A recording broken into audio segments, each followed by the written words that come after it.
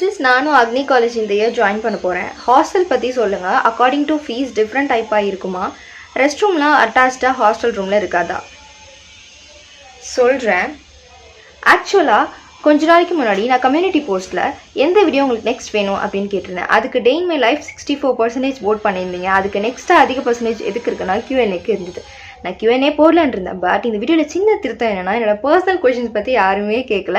ஒரு 1 or 2 members கேட்டிருந்தாங்க, family பற்றி அதெல்லாம் கேட்டிருந்தாங்க. அதை நான் இந்த வீடியோவில் லாஸ்ட்டாக சொல்கிறேன். பட் அது எல்லாத்துக்கும் முன்னாடி நிறைய பேர் என்னோட காலேஜ், அப்புறம் நான் வேலைக்கு போயிட்டேனா இல்லையா, என்னோட சேலரி பேக்கேஜ் என்ன, அப்புறம் EC, BME, CSE இந்த மாதிரி டிபார்ட்மெண்ட் செப்பரேட்டாக கேட்டிருந்தாங்க. முக்கியமாக பிளேஸ்மெண்ட்ஸ் பற்றி கேட்டிருந்தாங்க. எக்கச்சக்கமான கொஷின்ஸ் கேட்டிருந்தாங்க.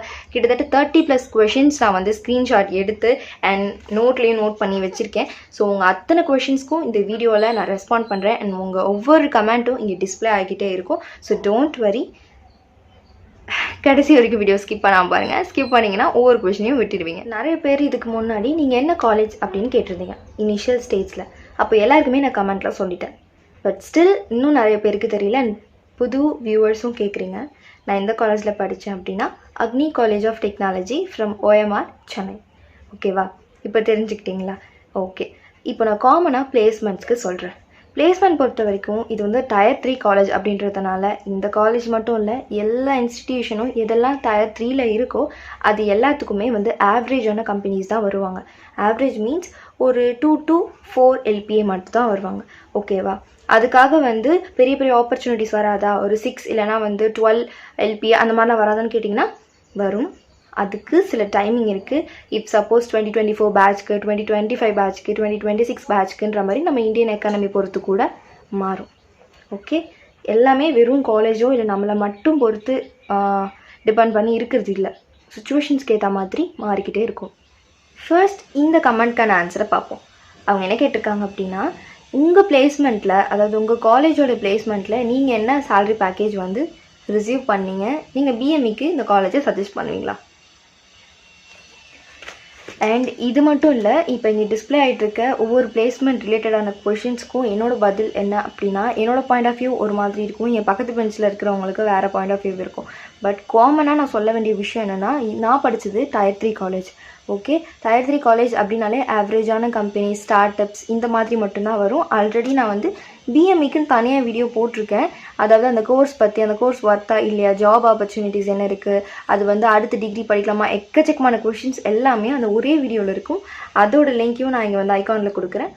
ஸோ நீங்கள் எல்லாரும் கேட்ட மாதிரி நான் என்ன சேலரி பேக்கேஜ் ரிசீவ் பண்ணேன் அப்படின்னா 3 LPA. ஓகேவா? அதுக்கு முன்னாடி நான் அட்டன் பண்ணது 2 இன்டர்வியூ, மொத்தமாகவே 2 இன்டர்வியூ தான். ஏன்னா நாங்கள் வந்து காலேஜ் கேம்பஸில் 2 அட்டன் பண்ணோம், அவுட் சைடில் 1 அட்டன் பண்ணோம், மொத்தமாக 3. அவுட் சைடில் அட்டன் பண்ணது இன்டர்வியூ கிடையாது. பட் அந்த கம்பெனியை வந்து தெரிஞ்சுக்கிறதுக்கு என்னை கூப்பிட்டு போனாங்க, அவ்வளோதான். ஸோ ஃபர்ஸ்ட் கம்பெனி அட்டன் பண்ணதில் வந்து 3 LPA, அதாவது நான் செலக்ட் ஆகிட்டேன். 3 LPA அப்படின்றப்போ 3 lakhs per annum இல்லையா? அதாவது மந்த்லி வந்து 25. பட் அந்த கம்பெனி கொடுக்குறது பார்த்தீங்கன்னா 22. அதுலேயுமே வந்து 4 months ட்ரைனிங். ஒரு மந்த்ஸ் ட்ரைனிங்குமே வந்துட்டு 10,000 ஸ்டைஃபனாக தருவாங்க. அதுக்கப்புறம் வந்து 4 months கம்ப்ளீட் ஆகி எக்ஸாம் முடிச்சுட்டு அதுக்கப்புறம் நம்ம எலிஜிபிள் ஆகிட்டோம் அப்படின்னா, கரெக்டாக அதாவது எம்ப்ளாய் ஆகிட்டோம் அப்படின்னா வந்து அந்த 22,000 கிடைக்கும். எல்லாமே பிடிக்க நம்ம கையில் கொஞ்சம் தான் வரும். அதுலேயும் இங்கே ஹாஸ்டல் ஸ்டூடெண்ட் PG எடுக்கிறீங்க அப்படின்னா கான். ஸோ அதனால் நான் என்ன பார்த்து சூஸ் பண்ணேன் அப்படின்றத நான் லாஸ்ட்டாக சொல்கிறேன். ஏன்னா அது என்னோடய பர்சனல் கொஷின்ஸில் வரும். உங்ககிட்ட ஃப்ராங்காக நான் என்ன ரிசீவ் பண்ணேன், என்ன பேக்கேஜ் ரிசீவ் பண்ணேன்றதை சொல்லிட்டேன். நான் BME. பட் அதர் டிபார்ட்மெண்ட்ஸ் ஒவ்வொருத்தங்களுக்கும் ஒவ்வொரு இது மாறும். அண்ட் ஒவ்வொரு இயர்க்கும் வந்து பிளேஸ்மெண்ட்டும் மாறும். ஒரு காலேஜ்க்கு ஏற்ற மாதிரி மாறிதான் செய்யும். நீங்கள் ஃபுல் அண்ட் ஃபுல் இந்த காலேஜ் பற்றி கேட்டிருக்கீங்க. பட் என்னோடய பேக்கேஜ் தான் என்னால் சொல்ல முடியும். எல்லாரும் பேக்கேஜும் என்னால் ஷேர் பண்ண முடியாது. இப்போ நீங்கள் எனக்கு தெரிஞ்சே ஆகணும் அப்படின்னு நினச்சிங்க அப்படின்னா கமெண்ட்ஸில் வந்து ஐ வாண்ட் டு நோ அப்படின்னு சொல்லி கமெண்ட் பண்ணுங்கள். நான் என்னோடய ஃப்ரெண்ட்ஸ் எல்லாருக்கிட்டையும் கேட்டுட்டு அதை உங்களுக்கு கம்யூனிட்டி போஸ்ட்டில் அப்லோட் பண்ணுறேன். Okay. And one more thing, ரொம்ப முக்கியமான விஷயம் என்னென்னா, இப்போ நான் என்னோடய பாயிண்ட் ஆஃப் வியூ தான் உங்ககிட்ட ஷேர் பண்ணிக்கிட்டு இருக்கேன். அண்ட் ஒவ்வொருத்தரோட பாயிண்ட் ஆஃப் வியூவும் மாறுதான் செய்யும். அண்ட் ஒவ்வொருத்தரோட 4 years ஆஃப் எக்ஸ்பீரியன்ஸ் மாறும். சில பேர் கேட்டிருக்கீங்க லேப் ஃபெசிலிட்டிஸ் இருக்கா, உங்களோட ஒப்பீனியனை வந்து ஃப்ராங்காக சொல்லுங்கள் அப்படின்னு கேட்டிருக்கீங்க. லேப் ஃபெசிலிட்டிஸ் வந்து நாங்கள் படிக்கிறப்போ வந்து அந்த அளவுக்கு கிடையாது. பட் இப்போது நிறையவே சேஞ்ச் பண்ணியிருக்காங்க. ஸ்கூல் விட்டு வரும்போது நம்ம ஸ்கூலில் நிறைய சேஞ்சஸ் நடந்திருக்கும், காலேஜ் விட்டு வரும்போது நடக்கும். அதே மாதிரி தான் நாங்கள் 4 வருஷம் படிக்கிறப்போ நடக்காத விஷயங்கள் இப்போ ஆட் பண்ணியிருக்காங்க. முன்னை விட இப்போ கொஞ்சம் நிறையவே இம்ப்ரூவ் ஆகிருக்கு. நீங்கள் நேரில் போய் பார்த்தா தான் அதெல்லாம் உங்களுக்கு தெரியும். ஃபேக்கல்ட்டி பற்றிலாம் கேட்டிருக்கீங்க. எந்த ஃபேக்கல்ட்டியாக இருந்தாலும் நீங்கள் எப்படி அவங்கக்கிட்ட நடந்துக்கிறீங்களோ அதை பொறுத்து தான் இருப்பாங்க. அண்ட் உங்ககிட்ட சொல்லணும்னு நினச்ச விஷயம் என்ன அப்படின்னா, நான் படித்தப்போ இருந்த யாரும் இப்போ எல்லாருமேலாம் இல்லை, 1-2 பேர் வந்து வேறு ஒர்க் விஷயமாக அவங்க வெளியே போயிட்டாங்க. ஸோ காலத்துக்கு ஏற்ற மாதிரி மாறிக்கிட்டே இருக்கும். அதனால் நான் படித்தப்போ என்னென்ன இருந்துச்சோ அதெல்லாம் இப்போ இல்லை. அதுக்கு பதிலாக அட்வான்ஸ்டாகவும் இல்லை சில சேஞ்சஸும் நடந்திருக்கு. அதனால் நான் இப்போ காலேஜில் இருந்தேன்னா கண்டிப்பாக என்ன நடந்துட்டுருக்குன்னு உங்கள்கிட்ட ஷேர் பண்ணியிருக்க முடியும். முடிஞ்சதுனால இது வரைக்கும் இருந்த விஷயங்களை தான் நான் உங்ககிட்ட ஷேர் பண்ணுறேன். ஓகேவா? அதுலேயும் சில பேர் வில் யூ சஜஸ்ட் பிஎம்இ சஜஸ்ட் பண்ணுவீங்களா, இந்த கோர்ஸ்லாம் சஜஸ்ட் பண்ணுவீங்களா, உங்கள் காலேஜை எங்களுக்கு சஜஸ்ட் பண்ணுவீங்களா அப்படின்னு கேட்டிருக்கீங்க. அதுக்கு நான் உங்ககிட்ட ரொம்ப கைண்டாக சொல்ல வேண்டிய ஒரே ஒரு விஷயம் என்ன அப்படின்னா, நான் ஃபஸ்ட்டே சொன்ன மாதிரி இது என்னோடய பாயிண்ட் ஆஃப் வியூ. என் பக்கத்தில் உள்ளவங்களை கேட்டால் அது வேறு மாதிரி இருக்கும், பக்கத்து கிளாஸை கேட்டால் வேறு மாதிரி இருக்கும், இது போன இயரை கேட்டால் அது வேறு மாதிரி இருக்கும். ஸோ எனக்கு பிடிக்கலை இல்லை எனக்கு பிடிச்சிருக்கு அப்படின்றதுக்காக நான் அப்படியே ஒட்டுமொத்தமாக இன்ஸ்டிடியூஷன் பற்றி நான் மாற்றி சொல்ல முடியாது. அண்ட் ஃப்ராங்காக சொல்லணுன்னா நான் நிறையவே பாடுபட்டிருக்கேன், நிறைய கஷ்டப்பட்டிருக்கேன், நிறைய லாஸ் ஆகிருக்கு. அது வந்து பர்சனலாக இருக்கட்டும், இப்போ வந்து ஸ்டடீஸ்லேயே இருக்கட்டும், நிறைய வந்து ட்ராஜடியை வந்து நான் பார்த்துருக்கேன். ஸோ அதெல்லாம் நிறைய ஷேர் பண்ண முடியாது. பட் எனக்கு பிடிக்கலை அப்படின்றதுக்காக நான் வந்து ஒரு இன்ஸ்டிடியூஷனை வந்து ஐயோ நீங்கள் அங்கே போய் சேராதீங்க அப்படின்லாம் சொல்லி என்னால் ஸ்பாயில் பண்ண முடியாது. And it's a social media also. So நான் ஃப்ராங்காக சொல்லிக்கிறது என்னென்னா, உங்களோட 4 years ஆஃப் எக்ஸ்பீரியன்ஸ் வேறு மாதிரி இருக்கும், உங்களோட பாயிண்ட் ஆஃப் வியூவை பொறுத்து மாறும். ஃப்ராங்காக மெயினாக ஓப்பனாக உங்ககிட்ட ஒரு கொஷின் கேட்குறேன். என்னென்னா, இந்த மாதிரி அதாவது நான் படித்த காலேஜ் Tier 3 காலேஜ் தான். எப்படி இருந்தாலும் சரி, ஃபர்ஸ்ட் வந்து அண்ணா யூனிவர்சிட்டியாக இருந்தது, இப்போ அட்டானமஸாக மாறிடுச்சு. இது மாதிரி காலேஜ் நீங்கள் சூஸ் பண்ணுறீங்க அப்படின்னாலே கண்டிப்பாக சில பேர் பாதி பேருக்கு ஃபினான்ஷியல் அடி வாங்கியிருக்கும். அதாவது தன்னோட டாட்டர் ஆர் சன்னை வந்து படிக்கிறதுக்கு என்ஃப் மணி இருக்காது, மேபி லோன் போடுவாங்க, இல்லைனா ஸ்காலர்ஷிப் மூலயமா இல்லை கவுன்சிலிங் மேனேஜ்மெண்ட் ஏதோ டிஃப்ரெண்ட் கைண்ட் ஆஃப் ஏதோ ஒரு பாத்தை சூஸ் பண்ணி அவங்க வந்துடுவாங்க. இல்லை உங்ககிட்ட பணம் இருக்குன்னா கண்டிப்பாக நீங்கள் Tier 1 Tier 2க்கு தான் வந்து கண்டிப்பாக இம்பார்ட்டன்ட் கொடுத்துருப்பீங்க. Tier 3 சூஸ் பண்ணுற எல்லாருக்குமே வந்து ஒரு ஆவரேஜான ஸ்கூலில் படிச்சிருப்போம். நமக்கு வந்து ஸ்கூல் படிக்கிறப்ப நல்ல ஸ்கூலில் படிச்சதுனால போக போக ஃபினான்ஷியல் அடி வாங்கும். ஸோ இல்லை நமக்கு அடுத்த சிப்ளிங்ஸ் இருப்பாங்க, அதெல்லாம் மைண்டில் வச்சு தான் நான் ஒரு ஆவரேஜான காலேஜ் சூஸ் பண்ணுவோம். ஆனால் அது நல்ல பிளேஸ்மெண்ட்டும் இருக்கணும், அண்ட் நம்மளால் ஓரளவுக்கு நம்ம ஃபீஸை பே பண்ண முடியுதா இருக்கணும் அப்படின்னு நினச்சி தான் பேரண்ட்ஸ் வந்து இந்த மாதிரி காலேஜை சூஸ் பண்ணுவோம். அண்ட் பசங்களும் அதை மைண்டில் வச்சு சூஸ் பண்ணுவாங்க. கரெக்டாக? ஸோ இப்படி இருக்க பட்சத்தில் நம்ம சேரக்கூடிய காலேஜில் நம்ம பிளேஸ்மெண்ட்ஸ் வந்து 16 to 24 LPA வந்து எதிர்பார்க்க முடியாது, கண்டிப்பாக கிடைக்காது. இது வந்து ஒரு பிட்டர் ட்ரூத் அப்படின்னு சொல்லுவேன். ஓகேவா? எனக்கு கிடைச்ச மாதிரி 3 LPA கிடைச்சாலுமே வந்து 1 year உங்களுக்கு எனஃபாக இருக்கும். ஏன்னா அப்புறம் அதை வச்சு அடுத்த கம்பெனி மாறுவீங்க, எக்ஸ்பீரியன்ஸ் கெயின் பண்ணுவீங்க, உங்கள் லைஃப் வந்து செட்டில் ஆகிடும். பட் எடுத்த உடனே வந்து எனக்கு வந்து நான் படிக்கிற காலேஜ் எப்படி இருந்தாலும் பரவாயில்ல, எனக்கு பிளேஸ்மெண்ட் ரொம்ப முக்கியம் அப்படின்னு நினச்சி சேரும்போது கண்டிப்பாக நீங்கள் மைண்டில் வச்சுக்க வேண்டியது ஒன்று, அதிக பணம் இருந்தால் நம்ம Tier 1 college IIT CIT VIT மாதிரியான காலேஜஸில் போய் சேர்ந்து டக்குன்னு பிளேஸ்மெண்ட் கிடச்சி லைஃப்பில் நல்லா செட்டில் ஆக முடியும். பட் Tier 3 காலேஜஸை சில சுச்சுவேஷன்ஸ்க்காக சூஸ் பண்ணும்போது கண்டிப்பாக மைண்டில் வச்சுக்க வேண்டிய திங் என்ன அப்படின்னா, ஆவரேஜான கம்பெனி கிடைச்சாலும் அதை கிராப் பண்ணிவிட்டு நெக்ஸ்ட் லெவல் போகிறது தான் உங்கள் மைண்ட் செட்டாக இருக்கணும். இல்லைனாலும் ஒன்றும் பிரச்சனை இல்லை, நீங்கள் வெயிட் பண்ணி ஸ்கில்லை படிக்கும் போதே க்ரோ பண்ணிவிட்டு 16 to 24 அதை தாண்டி கூட LPA நீங்கள் வந்து கெயின் பண்ணலாம், அவுட் ஆஃப் த கேம்பஸ் கூட. புரிஞ்சுதா? ஸோ எல்லாமே உங்கள் கையில் தான் இருக்குது. நீங்கள் படிக்கிற இடத்த பொறுத்து எதுவுமே கிடையாது, ஆவரேஜான சேலரி தான் இங்கே கிடைக்கும் அப்படின்றத நான் ஓப்பனாக சொல்கிறேன். யாராவது அக்னி காலேஜ்லேருந்து இதை பார்க்குறீங்க அப்படின்னா உங்களுக்கு நான் பேசுகிறது நல்லாவே புரியும். நான் வந்து காமனாக எல்லா இன்ஸ்டிடியூஷன்லேயும் நடக்கிறது தான் இங்கே வந்து சொல்லியிருக்கேன். இதில் எந்த தப்பும் கிடையாது. Tier 3 பொறுத்த வரைக்கும் அவங்களால முடிஞ்ச அளவுக்கு எஃபர்ட் போட்டு ஹார்ட் ஒர்க் போட்டு அவங்களால முடிஞ்ச அளவுக்கு ஒரு 3 to 6 12 LPAக்கு வந்து ட்ரை பண்ணிட்டு தான் இருக்காங்க. அதில் வர்றது நமக்கு ஒரு 3 to 6 LPA கிடைக்குது. இப்போது ஒரு வேளை உங்களுக்கு மற்றவங்கள விட எக்ஸ்ட்ராடினரியான ஸ்கில்ஸ் இருக்குது, ரெஸ்யூம் ரொம்ப ஸ்ட்ராங்காக இருக்குது அப்படின்னா நீங்கள் உங்கள் காலேஜை நம்பி இருக்கணும்னு அவசியமே இல்லை. காலேஜை தேடி உங்களை தேடி கம்பெனிஸ் வந்து ஹையர் பண்ண ரெடியாக இருப்பாங்க.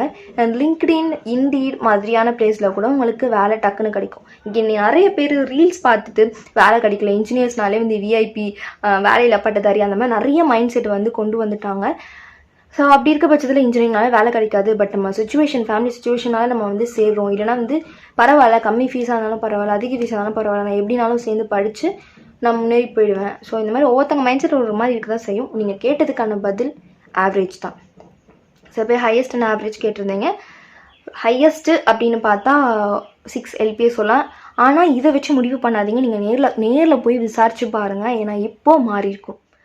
முடிவாக என்ன தான் சொல்ல வரீங்க அப்படின்னு கேட்டிங்கன்னா, எல்லாமே உங்கள் கையில் தான் இருக்குது. ஓகே, சிச்சுவேஷன்ஸ்னாலேயோ இல்லை ஆசைப்பட்டதுனாலேயோ Tier 3 காலேஜில் நம்ம சேர்றோம். சேர்ந்து வேலை கிடைக்கல அப்படின்னு நம்ம கம்ப்ளைண்ட் பண்ணுறது எந்த பிரயோஜனமும் இல்லை. அமௌண்ட் இருந்தால் நம்ம கண்டிப்பாக Tier 1 போயிருப்போம், ஸ்கில்லும் வளர்ந்துருக்கும், ப்ளேஸ் ஆகிருப்போம். Tier 3 போனால் நமக்கு அந்த அளவுக்கு நம்மளை ஸ்பூன் ஃபீட் பண்ணுற அளவுக்கு யாரும் இருக்க மாட்டாங்க. பட் ஆனால் என்னோடய ஃபேக்கல்ட்டி, எனக்கு ட்ரெயின் பண்ண ஃபேக்கல்ட்டி எல்லாமே ஸ்பூன் ஃபீடிங் பண்ணுற அளவுக்கு எங்களை படி படி படி அப்படின்னு சொல்லிட்டு சம்டைம்ஸ் ஃப்ரீயாக எங்களுக்கு ஃப்ரீ டைமும் கொடுப்பாங்க. அதே டைமில் எங்களை படிக்க வைப்பாங்க. பிளேஸ்மெண்ட் ட்ரெயின்லாம் நிறையவே கொடுத்தாங்க. நான்லாம் குறையே சொல்ல மாட்டேன். ஸோ அந்த மாதிரி இருக்காங்க. சொல்ல வேண்டிய விஷயம் என்ன அப்படின்னா, படிக்கும்போதே ஸ்கில்லை வளர்த்துக்கோங்க. ஓகேவா? உங்களுக்கு நீங்கள் என்ன கோர்ஸ் சூஸ் பண்ண போகிறீங்களோ அதுக்கான என்ன ஜாபை சூஸ் பண்ண போகிறீங்களோ அப்படின்றது முன்னாடியே, காலேஜ் போகிறதுக்கு முன்னாடியே சூஸ் பண்ணிவிடுங்க. ஸோ அங்கே போனோன்னு ஜாலியாக இருக்கணும், அரட்டை அடிக்கணும், கிளாஸை பங்க் பண்ணணும், கேன்டீன் போகணும், இவங்களை பற்றி பேசணும், அவங்கள பற்றி பேசணும். அப்படியே நீங்கள் எதுக்காக போனீங்களோ உள்ளே போனதுக்கப்புறம் எல்லாத்தையும் மறந்துடுவீங்க. எக்ஸாம் வரும், ஐஐடி வரும், அதாவது இன்டர்னல் அசஸ்மெண்ட் டெஸ்ட்னு சொல்லுவாங்க, அது வரும், மாடல் டெஸ்ட் வரும், அப்படியே லேப் அது இதுன்ட்டு அப்படியே போயிடும். பார்த்தா 4 years கம்ப்ளீட் பண்ணிட்டு வந்து கையில் ஆஃபர் லெட்டர் இருக்கா இல்லைன்னு கேட்டால் கொஷின் மார்க்கில் நிற்கக்கூடாது. அதுக்காக தான் சொல்கிறேன், என்ஜாய் பண்ணுங்கள். பட் நீங்கள் போனது எதுக்கு அப்படின்றத மைண்டில் வச்சுக்கோங்க. இது ஒன்றும் அட்வைஸோ மோட்டிவேஷனோ கிடையாது, இதுதான் ஃபேக்ட். புரிஞ்சுக்க ட்ரை பண்ணுங்கள். ஓகேவா? 4 வருஷம் முடிச்சதுக்கப்புறம் பார்த்துக்கலான்னு விடாதீங்க. நிறைய ஃபோன் அலவுடா அப்படின்னு கேட்டிருக்கீங்க. ஃபோன் அலவுடு தான், நம்ம கிளாஸ்குள்ளேயும் கொண்டு போகலாம். பட் கிளாஸ் டைமில் யூஸ் பண்ணக்கூடாது, பிரேக் டைமில் யூஸ் பண்ணிக்கலாம். சில பேர் ட்ரெஸ் கோட் கேட்டிருக்கீங்க. நாங்கள் ஃபைனல் இயர் முடிச்சுட்டு வரும்போது ட்ரெஸ் கோட் எல்லாம் உல்ட்டாவாக இருந்தது. பட் இருந்தாலும் இப்போ இருக்கிறத வச்சு நான் சொல்கிறேன். அதாவது தேர்ஸ்டே வரைக்குமே ஒரே மாதிரி தான் இருக்கும். அதாவது நார்மலாக கேர்ள்ஸாக இருந்தீங்கன்னா குர்த்திஸ் போட்டு ஷால் மஸ்ட்டு, ஸோ அப்படி போவீங்க. ஃப்ரைடே கேஷுவல்ஸ், அதாவது ஜீன் போட்டிங்கன்னா அதுக்கு டாப் போடுற மாதிரி, நாட் டிஷர்ட்ஸ் பட் டாப் இதில் இருக்கும். லெகின்ஸ் அலவுட் தான், கண்டிப்பாக நீங்கள் கேட்பீங்கன்னு தெரியும், ஸோ அதனால சொன்னேன். லெகின்ஸ் அலவுட் தான், பட் ஷால் போட்டு போகணும். ஃப்ரைடே மட்டும் கேஷுவல்ஸ் போடலாம். அப்போ டிஷர்ட் மாதிரி இந்த ஷார்ட் டாப்ஸ் அந்த மாதிரிலாம் கிடையாது. குர்த்தி ஜீன் வேர் பண்ணிக்கலாம், அவ்வளோதான். ஒன்றுமே கிடையாது. நீங்கள் ஃபஸ்ட் டே போனீங்கனாலே என்னோட ஒட்டுமொத்த காலேஜ் பற்றி ஒரே நாளில் தெரிஞ்சுப்பீங்க. அதனால் கவலைப்படாதீங்க. பயோமெடிக்கல் இன்ஜினியரிங் ஸ்கோப் இருக்கா அக்கா? டியர், நான் ஆக்சுவலாக ஃபஸ்ட்டே ஒரு ஃபுல் வீடியோ அப்லோட் பண்ணிட்டேன். அதோட லிங்க் இங்கே தரேன், அதை கிளிக் பண்ணி பாருங்கள். இந்த வீடியோ முடிச்சுட்டு கூட நீங்கள் பார்க்கலாம். ஓகேவா? கடைசியாக சொல்கிறேன்னு சொன்னேன் இல்லையா, ஜாப் போனீங்களா இல்லையா, ஏன் ஜாப் போகலை அப்படின்னா, நிறைய பேர் ஜாப் போகலையான்னு சொல்லி இந்த மாதிரி கமெண்ட்ஸாக கேட்டிருந்தீங்க. ஸோ அதுக்கான பதில் தான் இது. நான் 2 இன்டர்வியூ அட்டன் பண்ணேன்.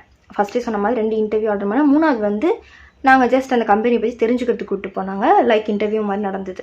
ஓகேவா? ஃபஸ்ட்டு அட்டன் பண்ண 2 கம்பெனிலையுமே செலக்ட் ஆகிட்டேன். எனக்கு ஆஃபர் லெட்டரும் வந்தது. பட் அந்த ஆஃபர் லெட்டரை நான் டெக்ளைன் பண்ணிட்டேன். கேட்பீங்க, ஏன் கிடைச்ச வாய்ப்பை விட்டீங்க அப்படின்னு. ஏதாவது அதுவும் இந்த ரிலேட்டிவ்ஸ் இருக்காங்க, அப்புறம் ஏதாவது ஒரு வேலைக்கு போக வேண்டியதானே, அவனுக்கு வேலை கிடைக்காம இருக்குது, நீ என்ன இப்படி பேச அப்படி பேசுகிற இப்படி பேசுகிறேன், என்னை போட்டு தாளிச்சு எடுத்துட்டாங்க. ஏங்க, எனக்கு நல்ல சேலரி கிடைக்குது, எனக்கு எந்த பிரச்சனையும் இல்லை 1-2 பிரச்சனை இருக்குது, அதை அட்ஜஸ்ட் பண்ணிக்கலாம்னா நான் வேலைக்கு போக மாட்டேனா? என் ஃப்ரெண்ட்ஸாக இருக்கட்டும், என்னோடய ரிலேட்டிவ்ஸாக இருக்கட்டும், என்னோடய நைபர்ஸாக இருக்கட்டும், என்னோடய அன்பான வியூவர்ஸாக இருக்கட்டும், நீங்கள் எல்லாருக்கிட்டையுமே என்னோடய பதில் என்ன அப்படின்னா, டீட்டெயிலாக இப்போ சொல்கிறேன், கேட்டுக்கோங்க. அதாவது எனக்கு ஆஃபர் கிடச்சிது. பட் நானும் ரொம்ப ஆசையாக போகலான்னு தான் இருந்தேன். என்ன நடந்துச்சு அப்படின்னா, அப்போது கொஞ்சம் ஹெல்த் இஷ்யூஸ் கொஞ்சம் எட்டி பார்க்க ஆரம்பிச்சிது. வீட்டில் சொன்னப்போ வேண்டவே வேண்டாம் அப்படின்னு சொல்லிட்டாங்க. நானும் ஸ்டாஃப்ஸ் கிட்டலாம் பேசி பார்த்தப்போ, கிடைக்கிற ஆப்பர்ச்சுனிட்டி ஏன் விடுற, போய் பாரு அப்படின்னாங்க. ஆக்சுவலாக ஒரு ஸ்டைஃபன் 10,000 நமக்கு கிடைக்கிது அப்படின்னா, நான் ஒன்றும் சென்னையில் இப்போ வாழ்ந்துட்டு இல்லை. அது நேட்டிவாக இருந்தாலுமே நான் வேறு டிஸ்ட்ரிக்டில் இருக்கேன். அப்படி இருக்க பட்சத்தில் என்னால் அங்கே பிஜி தான் எடுத்தாகும். எனக்கு இப்போ வீடு இருந்தால் நாங்கள் ஸ்டே பண்ணியிருப்பேன். பிஜி எடுக்கிற பட்சத்தில் பிஜிக்கு நார்மலாக மினிமமாக 8,000 கேட்குறாங்க. ஃப்ரெண்ட்ஸ் கிட்ட விசாரிச்சு பார்த்துட்டு தான் சொல்கிறேன். 8,000 அட்லீஸ்ட் 6,000க்கு மேலே தான் இருக்குது. கொடுக்கறது 10,000 அப்படின்னா 8,000 or 9,000 அதுலேயே போயிடுச்சுன்னா நான் என்ன பண்ணுவேன்? எனக்கு பர்சனலாக அடுத்தடுத்து திங்ஸ் வாங்குறதா இருக்கட்டும், ஃபோன் ரீசார்ஜாக இருக்கட்டும், ஊருக்கு போயிட்டு வர்றதுக்கு செலவே 1,000 rupees ஆகும். ஸோ நான் என்ன பண்ணுறது, எப்படி மேனேஜ் பண்ணுறது? இது எல்லாத்தையும் விட்டுருங்க, இது ஒரு பிரச்சனை இல்லைன்னே வச்சுக்கோங்களேன். இதுக்கு மேலே எனக்கு ஹெல்த் இஷ்யூஸ் இருக்குது. இப்போ நான் பிஜி எடுத்து தங்குறேன்னா ஃபுட்டு செட் ஆகாத பட்சத்தில் நான் என்ன பண்ணுறது? எனக்கு ஹாஸ்பிட்டலுக்கே பல செலவு போச்சுன்னா நான் எப்படி பார்த்துப்பேன்? ஸோ இதை நானே இவ்வளோ யோசிக்கிறேன்னா என் பேரண்ட்ஸ் யோசிக்க மாட்டாங்களா? அது மட்டும் இல்லாமல் எனக்கு ஹெல்த் 4 வருஷம் சத்தியமாக சொல்கிறேன், ஹாஸ்டல் ஃபுட் செட்டே ஆகலை. தினம் என்னோடய ரூம்மேட்ஸ் கிட்ட அப்படி புலம்பி தள்ளுவேன். நானுமே வீட்டிலேருந்து அம்மா எனக்கு கொஞ்சம் கொஞ்சம் வந்து இந்த பாலில் மிக்ஸ் பண்ணுறது அந்த மாதிரிலாம் வந்து நிறைய ரெமடி ஃபுட் ஐட்டம்ஸ் எல்லாம் செஞ்சு கொடுப்பாங்க. அதெல்லாம் இருந்தாலுமே நம்ம வந்து ஃபுல் மீல்ஸ் வந்து மெஸ்ஸில் தான் சாப்பிட்றோம். பல நாள் நான் சாப்பிடாமல் இருந்திருக்கேன் மெஸ்ஸில். ஃபுட்டு நல்லா இருக்காதுலாம் சொல்ல மாட்டேன். நான் நிறைய நல்ல காய்கறிகள்லாம் போட்டு செய்வாங்க. பட் பிரச்சனை என்னென்னா எனக்கு எப்போவுமே வீட்டு சாப்பாடு மாதிரி வரவே வராது. அதுக்காக ஆர்டர் பண்ணி சாப்பிட்ற ஃபுட்டு கூட எனக்கு செட் ஆகாது. வெளியவும் போய் ஹோட்டல்லலாம் நிறைய சாப்பிடவே மாட்டேன். அந்த மாதிரி ஒரு பாடி கண்டிஷனை வச்சுட்டு என்னால் வந்து உடனே வேலைக்கு போகிறதுக்கு முடியல. அதனால் இந்த ஆஃபரை டிக்ளைன் பண்ணேன். அதே ரீசன் தான் செகண்ட் கம்பெனிக்கும். ஸோ இப்போ உங்களுக்கு புரிஞ்சிருக்கும்னு நினைக்கிறேன் நான் ஏன் இந்த 2 ஆஃபரையும் வந்து டிக்ளைன் பண்ணேன். இன்னும் சில பேர் கேட்டிருந்தீங்க, சரி ஓகே இவ்வளோ மந்த்ஸ் ஆகிடுச்சு, இப்போ நீங்கள் இன்னும் வேலைக்கு போகலையா, ஆர் வந்து வேறு எந்த வேலைக்கும் ட்ரை பண்ணலையா அப்படின்னு கேட்டிருந்தீங்க. அது எப்படி நான் ட்ரை பண்ணாமல் இருந்திருப்பேன் சொல்லுங்கள். ஆக்சுவலாக நான் ட்ரை பண்ணேன். எனக்கு கை கிட்ட வர மாதிரி இருந்து அப்படியே தட்டி போச்சு. எனக்கு செம்ம ஒரு மாதிரி ஃப்ரஸ்ட்ரேட் ஆகிடுச்சு. என்னடா வந்து இவ்வளோ நல்ல வாய்ப்பு கிட்ட கிடச்சி அப்படியே போயிடுச்சு அப்படின்னு. எனக்கு காலேஜில் கிடச்சதை வந்து நான் ரொம்ப நல்ல வாய்ப்பு அப்படின்னு சொல்ல மாட்டேன். ஒரு இன்டர்ன்ஷிப் ஒரு ட்ரைனிங் வந்து முடிஞ்சோன்னா நமக்கு எம்ப்ளாயி தான் ஆக போகிறோம் அப்படின்னு தெரிஞ்சால் பரவாயில்ல. பட் அதுக்கு ஒரு எக்ஸாம் வச்சு அந்த எக்ஸாமில் பாஸ் ஆகி அதுக்கப்புறம் வந்து எம்ப்ளாயி ஆகி அது வரைக்கும் என்னால் வீட்லேயே அமௌண்ட் கேட்டுட்டு நான் பிஜியில் இருக்க முடியாது. ஸோ நான் ஒரு சில காரணங்களை உங்ககிட்ட இப்போ நான் சொல்லியிருக்கேன். பட் இதை தாண்டின நிறைய ரீசன் இருக்குது. எதெல்லாம் நமக்கு வந்து அடி கொடுக்கும், நம்ம எதில் போய் அடி வாங்குவோம் மாட்டுவோம்னு தெரிஞ்சு வேலை கிடைக்குதுன்றதுக்காக பல்ல இடிச்சுட்டு நம்ம போய் அதை மாட்ட முடியாது. உங்களுக்கு அதே தான் சொல்கிறேன், பி கேர்ஃபுல். ஓகேவா? ஆப்பர்ச்சுனிட்டி கிடைக்குது அப்படின்றத உடனே கிராப் பண்ண நினைக்காதீங்க. அதை ஒரே ஒரு தடவை அனலைஸ் பண்ணி பார்த்துட்டு அப்புறம் இஷ்டத்துக்கு எங்கே வேணாலும் போய் அந்த ஆப்பர்ச்சுனிட்டியை எக்ஸ்ப்ளோர் பண்ணுங்கள், தப்பு கிடையாது. நெக்ஸ்ட் ஜாப்க்கு ட்ரை பண்ணாமல் இருக்கிறதுக்கு சில ரீசன்ஸ் இருக்குது. அதை நான் ஃபர்தர் வீடியோஸில் சொல்கிறேன். ஓகேவா? வேலைக்கு போகாததுனால ஒன்றும் அது பெரிய குத்தம் கிடையாது. சில பேர் வந்து அப்படி தான் ட்ரீட் பண்ணிட்டுருக்காங்க. என் பேரண்ட்ஸ் வந்து நான் அப்படி ட்ரீட் பண்ணல. ஸ்டில் ட்ரை பண்ணிகிட்ருக்கேன், வேலைக்கும் ட்ரை பண்ணிகிட்ருக்கேன். அண்ட் அதர் சைட் பார்த்திங்கன்னா இன்னும் பர்சனல் ஒர்க்ஸ் இன்னும் இருக்குது. அதை முடிச்சிட்டேன்னா எனக்கு பிரச்சனை கிடையாது. ஓகேவா? அதனால தான் அப்படி பெண்டிங்கில் இருக்குது. ஸோ உங்ககிட்ட நீங்கள் கேட்டிங்க, நான் சொல்லிட்டேன். நெக்ஸ்ட் ஃபேமிலி பற்றி சொல்லுங்கள். இந்த பழைய இன்டர்வியூலாம் நம்ம சொல்லலை, I am from nuclear family, அந்த மாதிரி தான் நாங்கள் 4 பேர். நான், அப்பா, அம்மா, எனக்கு ஒரு எங்கள் பிரதர் இருக்கார். ஹேர் ஃபால் தடுக்கிறதுக்கும் அண்ட் ஹேர் ரீக்ரோத் ஆகிறதுக்கும் மெடிசன் இருக்கா? கேட்ட பர்சன் எனக்கு நல்லாவே தெரிஞ்ச பர்சன் தான். என்னோட பதில் என்னென்னா, எல்லாத்துக்கும் மெடிசன்னு போகாமல் ஃபர்ஸ்ட் ரூட் காஸ் கண்டுபிடிக்கணும். அதாவது உங்களுக்கு என்ன பிரச்சனை இருக்குது, எதனால் முடி கொட்டுதுன்னு தெரியாமல் இஷ்டத்துக்கு ஆயில் அப்ளை பண்ணுறதுனாலையோ சீரம் அப்ளை பண்ணுறதுனாலையோ ஷாம்புவை மாற்றுறதுனாலையோ ஒரு பிரச்சனையும் இல்லை. நமக்கு ப்ராப்ளமே நமக்கு உள்ளேருந்து தான் வருது. ஓகேவா? நம்ம வந்து டைமுக்கு தூங்காதது, நிறைய தண்ணி குடிக்காதது, நல்ல ஃபுட்டை எடுத்துக்காதது, அதுவும் இஷ்டப்பட்ட டைமுக்கு எடுத்துக்கிறது, 12 மணிக்கு பிரியாணி சாப்பிட்றது, இந்த மாதிரிலாம் பண்ணிட்டு இருந்தீங்கன்னா உங்களோட நேச்சுரலான பாடியோட சிஸ்டமே பாதிக்கப்பட்டு முடி கொட்ட தான் செய்யும். ஓகேவா? அப்புறம் நீங்கள் மொட்டையாக தான் சுற்றிட்டுருக்கணும். அதனால் ஃபஸ்ட்டு எதனால் நீங்கள் ஒர்க் பண்ணுற பிளேஸில் இருக்கிற ஹீட்டு, டஸ்ட்டு, இல்லை டைமிங்னால உங்களுக்கு முடி கொட்டலாம், இல்லை வந்து ஜீன் ப்ராப்ளமாக இருக்கலாம். ஒன்றுத்துக்கும் ஒன்று மாதிரி ஒரு பர்சனுக்கு ஒரு ரீசன் இருக்கும். ஸோ நான் என்ன சொல்கிறேன்னா, கரெக்டான ஃபுட்டை கரெக்டான டைமுக்கு எடுத்துக்க பாருங்க. முடியாது தான், பட் ட்ரை பண்ணுங்கள், கண்டிப்பாக முடியும். அதுக்கப்புறமா அடிஷ்னலாக வந்து நீங்கள் அப்போ தான் ஆயிலே எடுத்துக்கணும். நான் வந்து ஹோம்மேட் ஹேர் ஆயில், எங்கள் அம்மா செய்கிற ஹோம்மேட் ஹேர் ஆயில் தான் 30+ ஹெர்ப்ஸ் போட்டிருக்கேன். அந்த ஹேர் ஆயில் தான் யூஸ் பண்ணிருக்கேன். நிறைய வீடியோவில் என்னோடய ஹேர் ஆயிலோட பெருமையை பற்றி பேசியிருப்பேன். உங்களுக்கு வேணும்னா கமெண்ட்டில் சொல்லுங்கள். நெக்ஸ்ட் கமெண்ட், அக்கா உங்களை மாதிரி எப்படி அழகாக ஆக்குறது டிப்ஸ் ப்ளீஸ்.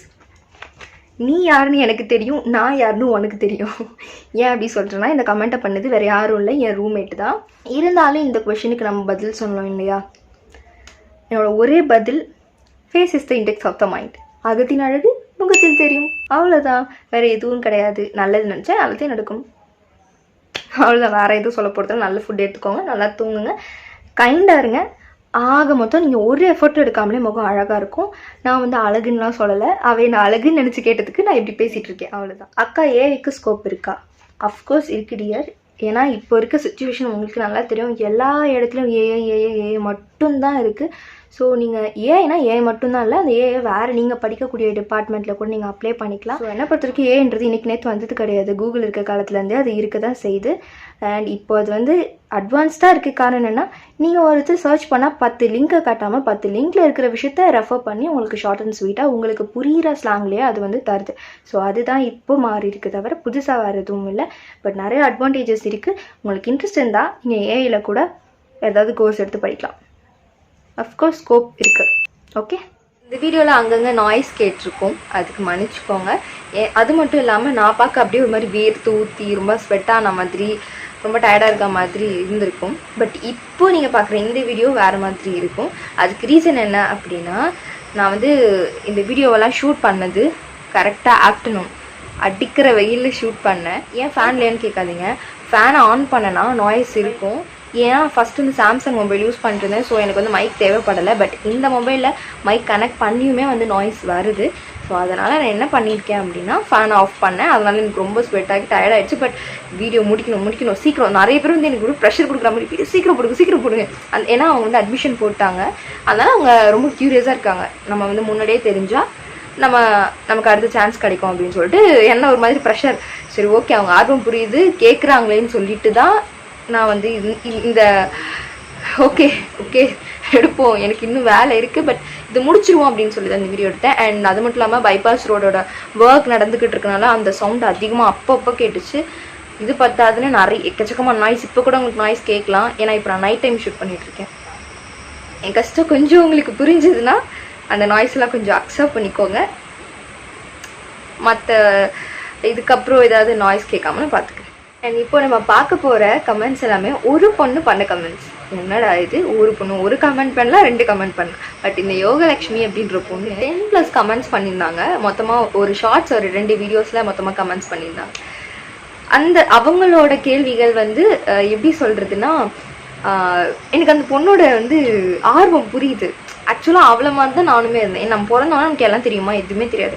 அவள் எதை பற்றி மோஸ்ட்டாக கேட்டிருந்தானா, இன்டர்ன்ஷிப் பற்றி, அப்புறம் ஜாப் பற்றி கேட்டிருந்தா. எப்படி ஒர்க் பண்ணுவோம், பிஎம்இ எப்படி ஒர்க் பண்ணுவோம் அப்படின்னு. டியர், நீ இந்த வீடியோ பார்க்குற அப்படின்னா இப்போ வந்து எல்லா கொஷின்ஸும் உன்னோட கொஷின்ஸ் எல்லாத்துக்கும் நான் இப்போ ஆன்சர் பண்ண போகிறேன். அண்ட் பிஎம்இ வர்த்தா இல்லையா, ஜாப் கிடைக்குமா கிடைக்காதா, எப்படி ஒர்க் பண்ணுவாங்க அப்படின்றது ஆல்ரெடி நான் சொன்ன மாதிரி அந்த வீடியோ தனியாகவே மேக் பண்ணி போட்டிருக்கேன். மறுபடியும் இங்கே ஐகானில் கொடுக்குறேன், செக் பண்ணி பாருங்கள். பட் இப்போ உங்களோட ஒவ்வொரு கொஷின்ஸ்க்கு டீட்டெயிலாக பார்க்கலாம். ஓகே, அவங்களோட ஃபர்ஸ்ட் கொஷின், அக்னியில் பிஎம்இக்கு ஒரு செமஸ்டருக்கு எவ்வளோ மந்த்ஸ் அக்கா?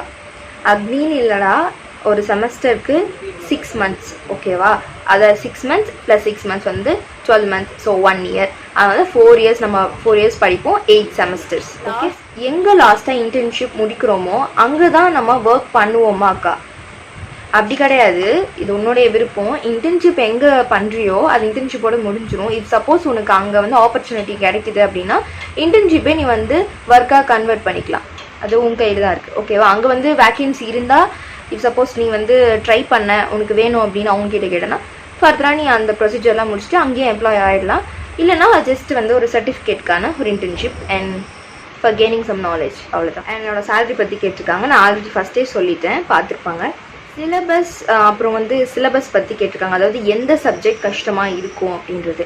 இங்கே இன்ஜினியரிங் பொறுத்த வரைக்கும் எந்த டிபார்ட்மெண்ட்டாக இருந்தாலும் சரி, இந்த டிபார்ட்மெண்ட்டாக இருந்தாலும் சரி, கஷ்டம் அப்படின்னு எப்போ ஃபீல் ஆகும் அப்படின்னா, நமக்கு டைம் இல்லை, அந்த டைமில் வந்து சிலபஸை கவர் பண்ணணும் அப்படின்றப்போ ரொம்ப டஃப்பாக ஃபீல் ஆகும். அது இல்லாமல் ஒரு பர்சன் பொறுத்து இந்த சப்ஜெக்ட் மாறும். நம்ம வந்து அதில் வந்து இன்ட்ரெஸ்டடாக இருக்கணும், நமக்கு அந்த எந்த சப்ஜெக்ட்டுமே கஷ்டமாகவே தெரியாது. பட் மேக்ஸ் வந்து கொஞ்சம் பிடிக்காமல் கஷ்டமாக தான் இருக்கும். மேக்ஸில் இன்ட்ரெஸ்டாக இருக்கிறவங்க வேறு, பட் ஐயோ மேக்ஸா அப்படின்னு நினைக்கிறவங்களுக்கு கஷ்டமாக தான் இருக்கும். ப்ரொஃபஸர்ஸ் டீச் பண்ணணும், அவங்க சொல்லி தான் கற்றுப்பேன் அப்படின்லாம் வெயிட் பண்ணாதீங்க. அப்பப்போ டைம் கிடைக்கிறப்போ நீங்கள் வந்து உங்களுக்கு எந்த சப்ஜெக்டில் வீக்காக இருக்கீங்களோ அதை ஸ்ட்ராங் பண்ணுறதுக்கு ட்ரெயின் பண்ணுங்கள். அதுக்கப்புறம் உங்களுக்கு எந்த சப்ஜெக்ட்டுமே டஃப்பாக தெரியாது. அவ்வளோதான். நான் ஒரு உண்மையை சொல்லவா, இன்ஜினியரிங் படிக்கும்போது எல்லா சப்ஜெக்ட்டுமே டஃப்பாக தான் தெரியும். சூஸ் பண்ணிட்டீங்க, இதுதான் வேணுன்றப்போ கஷ்டமாக இருந்தாலும் போராடி தான் ஆகணும், கரெக்டாக? ஸோ அதனால் வந்து எல்லா சப்ஜெக்ட்டும் அப்படி தான் இருக்கும். 1 or 2 சப்ஜெக்ட்ஸ் ரொம்ப காமனாக இருக்கும். என்விரான்மெண்டல் சயின்ஸு, அப்புறம் வந்து இன்னும் ஒரு 2-3 சப்ஜெக்ட்ஸ் இருக்குது. அது உங்கள் டிபார்ட்மெண்ட் பொறுத்து சில சப்ஜெக்ட்ஸ் இருக்கும். அதெல்லாம் வந்து சப்ப மேட்ரு சால்ட் வாட்டர்ன்ற மாதிரி ரொம்ப ஈஸியாக இருக்கும். ஸோ மற்ற சப்ஜெக்ட்ஸ் டஃப்பாக தான் இருக்கும். ஆர்வம் தான் முக்கியம். அப்புறம் இன்னொரு கொஷின் என்னென்னா எம்ஜிஎம் ஹெல்த் கேரில் தான் இன்னும் ஒர்க் பண்ணுறீங்களா அப்படின்னு கேட்டிருந்தா அந்த பொண்ணு. இன்னும் அங்கெல்லாம் ஒர்க் பண்ணடா, அது வந்து இன்டர்ன்ஷிப்காக அங்கே போனோம். இன்டர்ன்ஷிப் முடிஞ்சிட்டு அங்கேருந்து கிளம்பி வந்துச்சு, அங்கே ஒர்க் பண்ணல. பிஎம்இக்கு 50,000க்கு மேலே சேலரி கிடைக்காதுன்னு சொல்கிறாங்க. இஸ் இட் ட்ரூ ஆர் நாட்னு கேட்டிருக்காங்க. ஃப்ரெஷர்ஸாக இருந்தால் கண்டிப்பாக கிடைக்காது. ஃப்ரெஷர்ஸ்க்கு யார் தான் தருவா சொல்லுங்கள்? 25 கிடைக்கிறதுலாம் பெரிய விஷயம். ஏன் ஒரு பேசிக்காக 12 கிடைக்கிறதே பெரிய விஷயமா இருக்குது. ஸோ பிஎம்இக்கு 50,000க்கு மேலே என்ன அதுக்கும் மேலேயும் கிடைக்கும். எப்போனா 3+ ஆர் அதுக்கும் ++ எக்ஸ்பீரியன்ஸ் இருந்துச்சுன்னா அவங்களுக்குலாம் சூப்பரான சேலரி கிடைக்கும் மற்ற டிபார்ட்மெண்ட்டை விட. அதனால பிஎம்இ யாருமே விட்டு தர மாட்டாங்க. எக்ஸ்பீரியன்ஸ் ஆகிட்டிங்கன்னா வேறு லெவல். எங்கே எக்ஸ்பீரியன்ஸ் ஆகுது, அதுக்கு முதல்ல ஜாப் கிடைக்கணுமே, சும்மா சொன்னேன். அடுத்த கொஷின் என்னன்னா ஐடி ஆர் மெடிக்கல் ஃபீல்ட் எது பெஸ்ட் அப்படின்னு கேட்டிருக்காங்க. என்ன கேட்டால் நீங்கள் வந்து டெய்லி நியூஸ் பாருங்கள். நியூஸ் பார்க்குறப்ப உங்களுக்கே தெரியும் ஐடி வந்து ஏன்னா வந்து ப்ரைவேட் கார்ப்பரேட் நம்ம ஒர்க் பண்ணுறப்போ நினச்சா தூக்குவாங்க, நினச்சா நம்ம ஹையர் பண்ணுவாங்க. ஸோ அது வந்து ஒரு ஜாப் செக்யூரிட்டி இருக்காது. அது ஒவ்வொரு கம்பெனி பொறுத்து ஒரு லொக்கேஷன் பொறுத்து தான். பட் நான் வந்து என்னோடய பாயிண்ட் ஆஃப் வியூ மட்டும் தான் சொல்கிறேன், ஓகேவா? அதே நீங்கள் ஃபாலோ பண்ணணும்னு அவசியம் கிடையாது.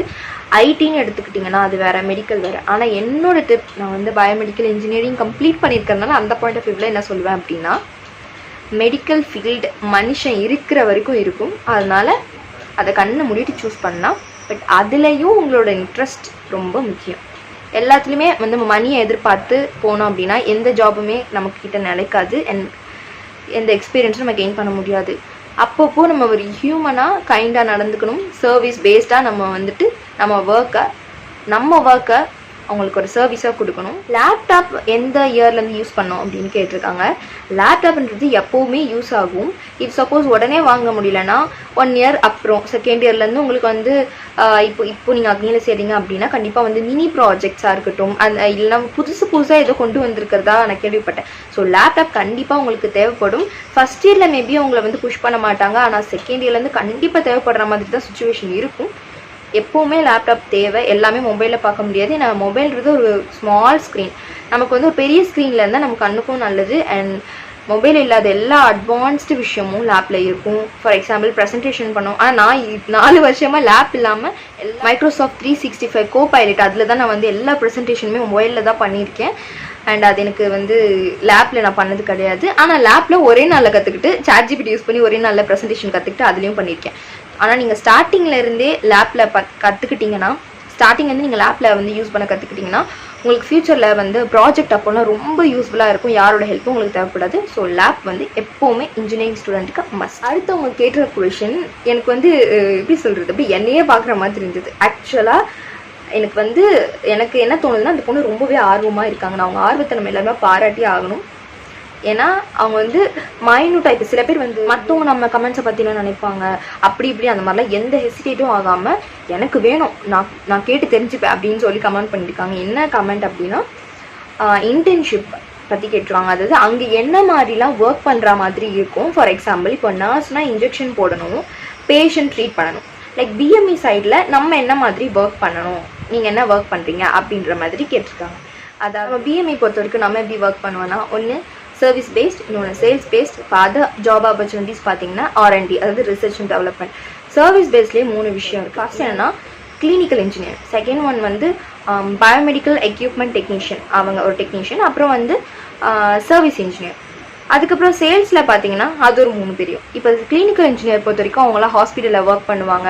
அதாவது இந்த ப்ராப்பராக அந்த மெடிக்கல் எக்யூப்மெண்ட் கரெக்டாக மெயின்டைன் ஆயிருக்கா அப்படின்றத என்ஷோர் பண்ண வேண்டியது அவங்களோட கடமையாக இருக்கும்.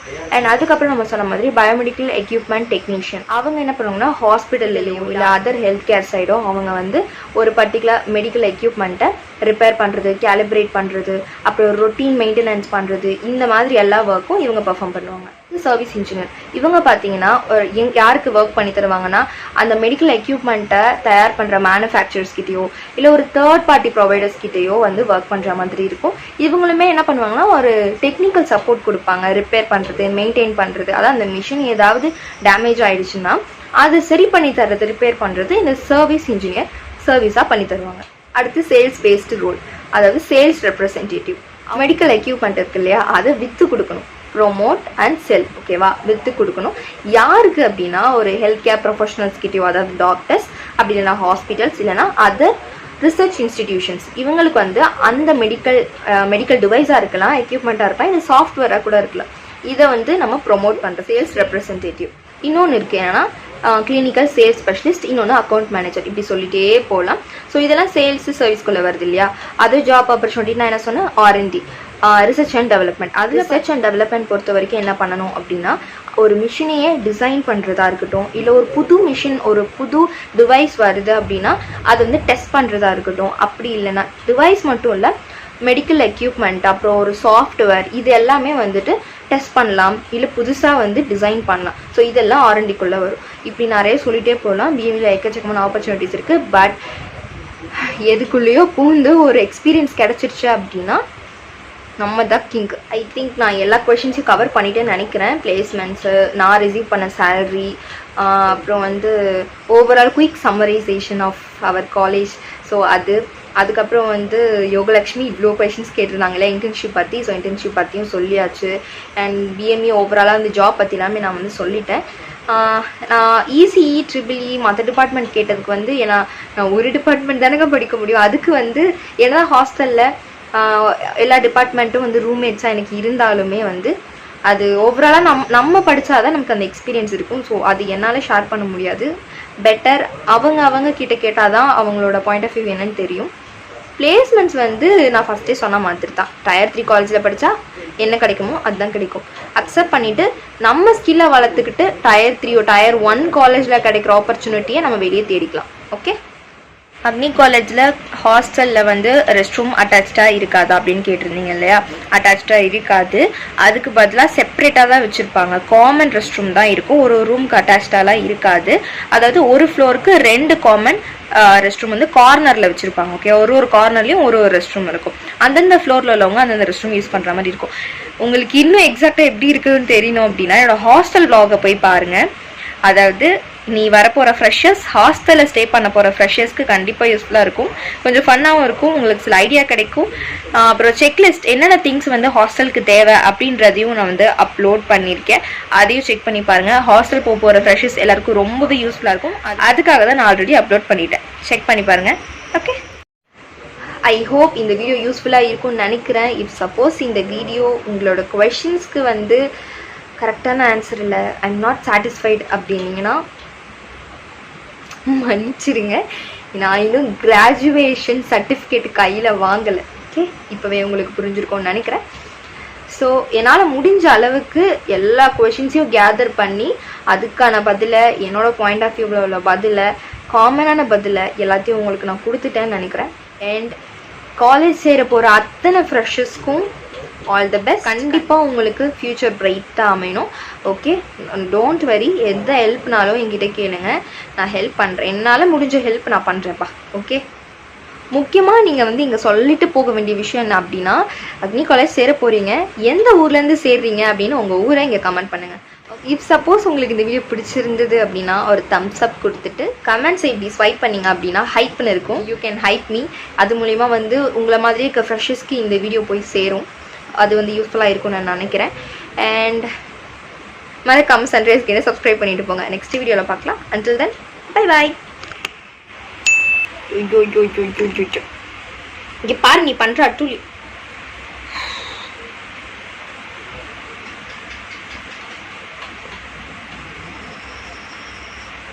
என்ன பிரச்சனை உனக்கு?